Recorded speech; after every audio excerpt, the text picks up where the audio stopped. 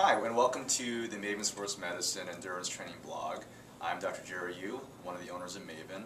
And as you may have heard, Maven has the privilege this year of being one of the chief sponsors and organizers of the upcoming first annual Paramus Sprint Triathlon, which will be taking place on June 23rd at the Paramus Pool. And we're working along with the Paramus Education Foundation to help raise money for this event.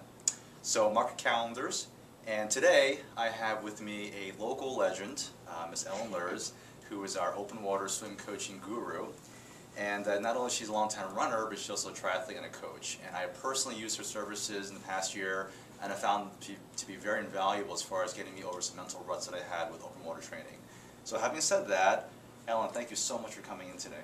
Thank you very much, and we're very excited about this upcoming event, and I plan on promoting it to all the swimmers that come to visit us at Have Fun Trying as well. Excellent, great. So my first question is, for me, my first triathlon was about 13 years ago, and I've been hooked ever since, and very passionate about it since then. What was your first experience with triathlon? Well, for me, I started as a runner, and I did a number of events for Team in Training, which is leukemia and lymphomas, kind of get novices into the sport type of thing. And a triathlon came up, and I thought it would be really interesting and challenging, and it really was. It was very interesting, it was very challenging, but it really hooked me because it took, a lot of the running all the time. It took some of that pressure off of what I thought was going to be on my knees and my health overall, and it made me a stronger athlete, I thought. That's excellent.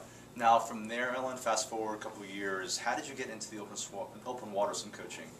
Well, as many of us that get into triathlon can probably relate to, there's a big transition from going from pool swimming to open water swimming, and many of us have felt it. A lot of us feel like we're the only ones that ever felt it, but many of us have felt that.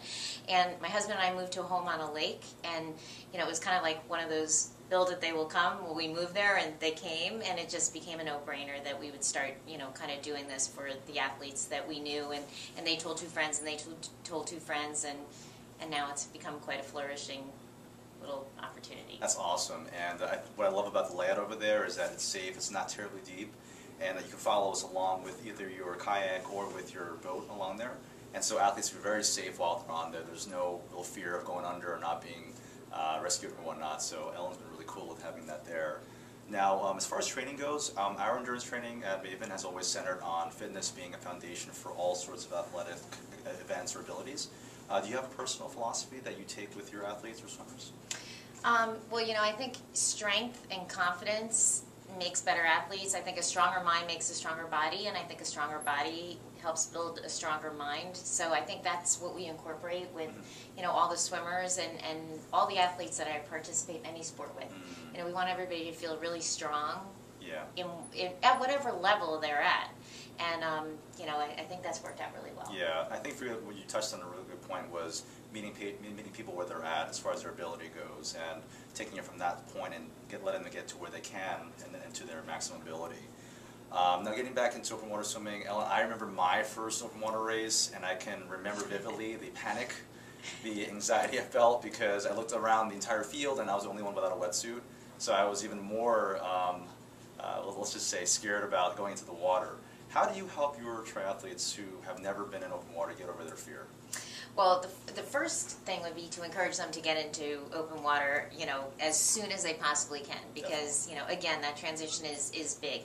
So we do a lot of different confidence building exercises. We do, we take swimmers that have never put their face in the water before, that say they want to, do a triathlon, and teach them the confidence of, they can put their face in the water and have their face come out, and they're still breathing. So, it's the confidence that they can still breathe and get through the event. And, one of the best tips that anyone ever gave me was a race director that said to the field, if you can swim, you can swim. So in other words, if you can swim in the pool, you can swim in a lake that's 30 feet deep, you can swim through the weeds, you can swim through the darkness, you can swim with maybe a couple of things touching you, other people touching you. If you can swim, you can swim. So again, I think the biggest thing that I try to instill with our athletes is the confidence that they are strong and that they can swim. Awesome. And Ellen, I think what I really appreciated about your coaching services last year was that not only you're great at directing the stroke mechanics and all those kinds of things, but also I think coaching me mentally through some of those reps that I had. I think that's such an invaluable skill set that only certain coaches can have, and I think Ellen does a great job with that. Now, getting back into the technical aspects of swimming, what are some of the common strokes or common stroke mechanical mistakes that you see that seem to afflict a lot of swimmers? Well, they're pretty basic. I remember the first time I jumped into the pool. I had signed up for my first triathlon. I went into the pool with a coach, and he said swim, and I was swimming, or so I thought. And he said, "What are you doing?" And I said, "I'm swimming." He said, "No, you're not." So I realized that, many of us are taught to swim maybe in socials, a social setting, either in the ocean or a pool, and get from one side to the next. Well, that's not the way to approach a long distance event at all. So some of the common things that I see are crossing your arms in front of your body. So when you're swimming, people are swimming like this, and they're actually getting in their own way. So, we teach, long and strong, so every stroke is as efficient as it possibly can. The other thing is that athletes come and they slap the water with their palm. So we want you to get your hand in the water by the crown of your head, under the water as long and strong, and then really use your entire arm, shoulder, back to pull the water, and then that last little push. Because I think the third thing is that folks take their arm out too soon because they're anxious to do that again, but you want to stay in the water as long as you possibly can. Excellent. I'm looking at Anthony because I feel like he can definitely empathize. Along with those, so it seems like the drill aspect is really key. It's a very key component to how you train your athletes too then. That's excellent.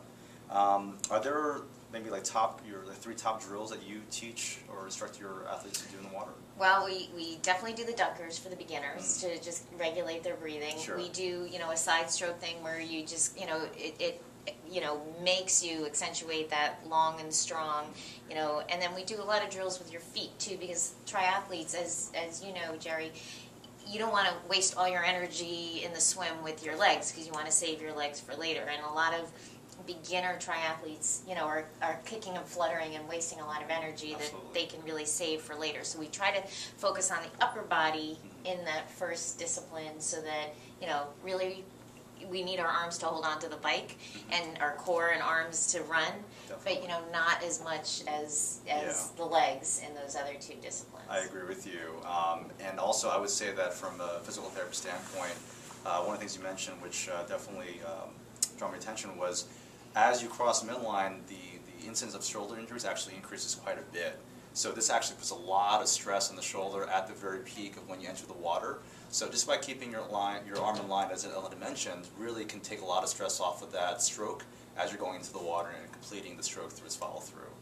Having said that, before we end, I just want to know, how can athletes get in touch with you about your services?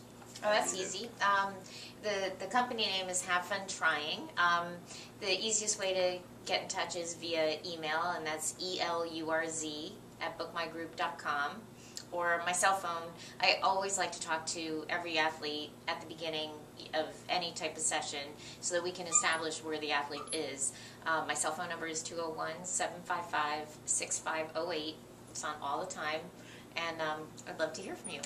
Ellen, thanks again so much for joining us. Again, mark your calendars for June 23rd, Sunday, for the Maven Sprint Tri, and we look forward to talking to you soon. Thank you.